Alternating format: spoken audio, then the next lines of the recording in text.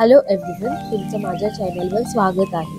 तर आज आपण बघणार आहोत शेवग्याच्या शेंगेचं कालवण कसं करायचं। तर यासाठी मी 3 शेंगा घेतल्या होत्या। त्या शेंगांची मी साल काढून घेतली आहे।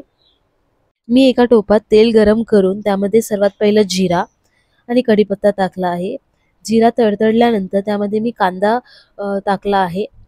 आता मी कांदा चांगला परतून घेणार आहे। कांदा लाल होईपर्यंत आपल्याला परतायचं आहे। चांगला परतून घ्यायचा आहे। कांदा थोडा लालसर झाल्यानंतर त्यामध्ये आपल्याला टोमॅटो ऍड करायचा आहे। टोमॅटो ही चांगला आपल्याला परतून घ्यायचा आहे।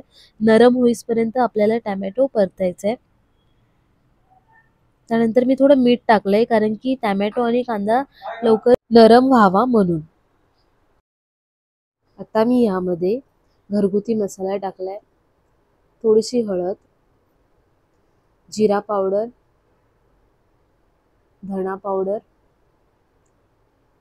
किचन किंग मसाला टाकून त्याला मी चांगलं परतणार आहे।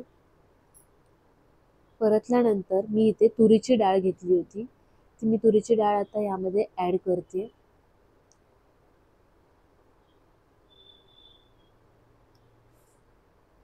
हे आपल्याला चांगलं परतून घ्यायचंय। चांगलं परतल्यानंतर आपण जे शेवगा घेतल्या होत्या त्या आता आपल्याला यामध्ये टाकायच्या, परतून घ्यायच्या।